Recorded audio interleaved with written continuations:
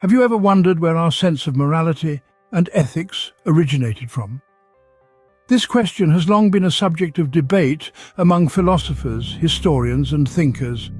It's easy to fall into the trap of thinking that our moral compass, the sense of right and wrong, good and evil, stems from religious doctrines, with Christianity often being the focal point. Yet this is a misconception. Morality and ethics, the very fabric of our social conduct, predate Christianity. They are not exclusive to it, nor were they born from it. These concepts, these guiding principles, are as old as humanity itself, woven into the tapestry of our collective consciousness long before the advent of Christianity. Let's rewind the clock, journey back to a time before the birth of Jesus Christ. Here, we find ourselves in the company of ancient philosophers such as Socrates, Plato, and Aristotle. These thinkers, these titans of thought, grappled with concepts of morality, ethics, justice, and virtue long before the first verse of the Bible was penned. Their discussions and debates, their insights and wisdom, laid the groundwork for what we now recognize as moral and ethical behavior. Move further east and we encounter the teachings of Confucius in ancient China. His philosophy, grounded in the principles of benevolence, righteousness, propriety, wisdom, and faithfulness, echoes many of the moral tenets found in Christianity. Yet these teachings were imparted hundreds of years before the birth of Christ. The moral values we hold dear today, the virtues we strive to uphold, have deep roots in these ancient philosophies. They were formed and refined through rigorous thought, dialogue, and a deep understanding of the human condition. They are not the exclusive domain of any one religion, but rather they are a product of human nature and our inherent capacity for reason and empathy. Indeed, the roots of morality dig deeper than the foundations of Christianity. And as we delve further into this topic, we will uncover the rich, complex, and diverse origins of the moral and ethical principles that guide us today. Christian values, while profound, share striking similarities with ancient philosophies such as Stoicism. And if we dive into this deep pool of wisdom, we'll find that many of the values we hold dear were already being contemplated by these thinkers of antiquity. Take the Christian value of kindness, for instance.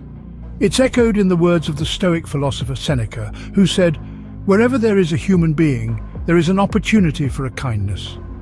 This virtue, wrapped up in the Christian commandment to love thy neighbor, was already being extolled by the Stoics centuries before Christ.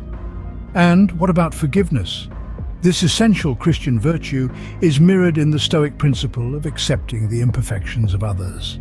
Epictetus, another Stoic philosopher, once said, "Be tolerant with others and strict with yourself."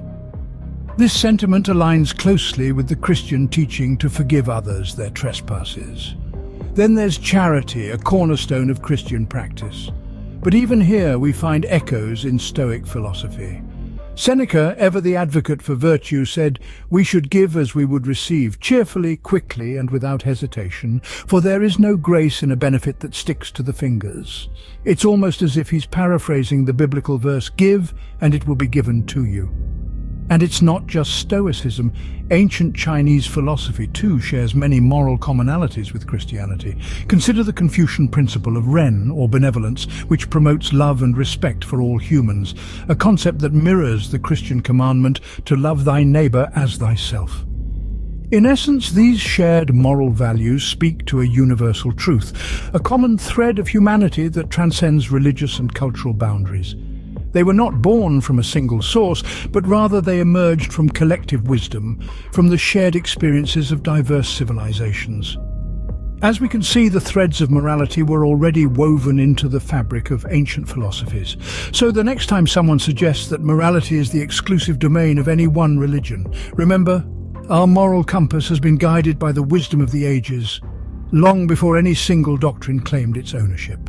Charity, a virtue often associated with Christianity, is not exclusive to this religion. In fact, the concept of giving aid to those in need predates Christianity by a considerable margin. We find evidence of this in the ancient city of Rome. The Romans, long before the advent of Christianity, embraced the notion of charity.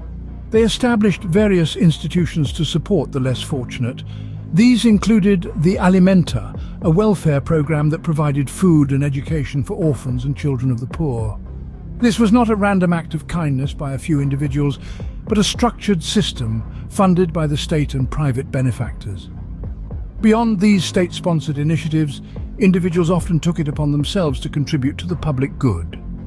Wealthy Romans built aqueducts, baths and theatres, not merely as symbols of their wealth and power, but also to benefit their fellow citizens. They understood, as we do today, that a society's strength lies in its ability to care for its most vulnerable members.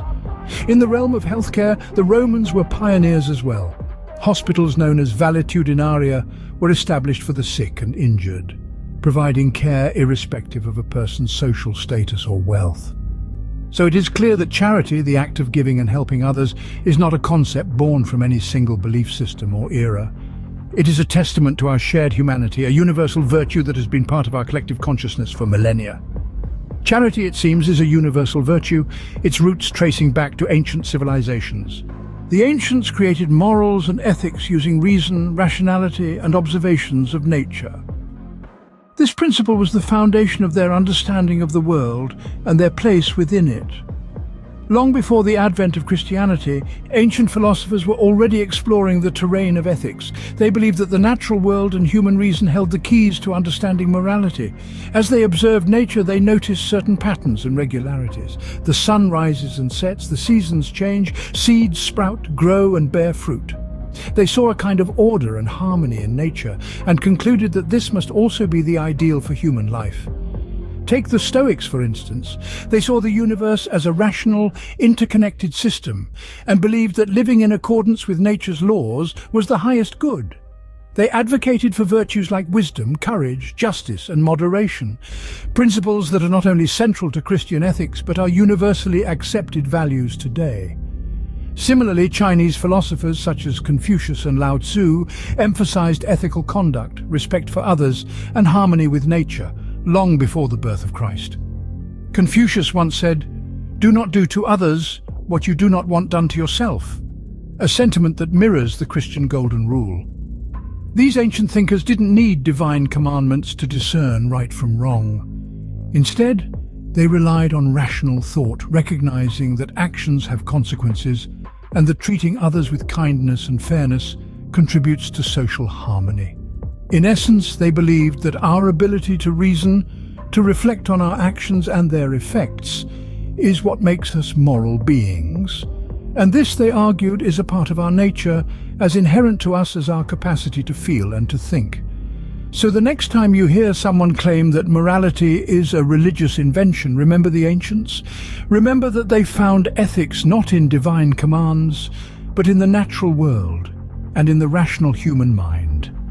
Morality, as it turns out, is a product of human reason and our innate connection to nature. The myth that Christianity invented morality is just that, a myth. Let's take a moment to revisit the essence of our discourse so far. The very origin of morality predates Christianity, or any Abrahamic religion for that matter. It's a concept that has been woven into the fabric of human society, transcending geographical boundaries and cultural differences.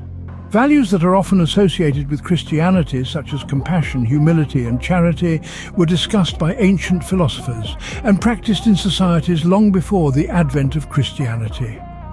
Take, for instance, the teachings of Stoicism or the moral codes that were the norm in ancient China. They echo the same values that Christianity later came to embody.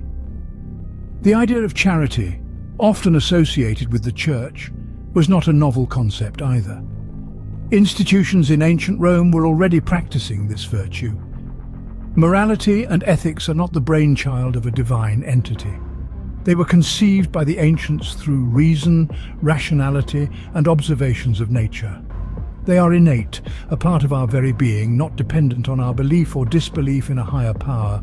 This brings us to address a common fear among atheists: the fear of being perceived as immoral without a belief in God. But as history and philosophy have shown us, morality is not the exclusive domain of the religious. Regardless of religious belief or lack thereof, the capacity for morality lies within us all.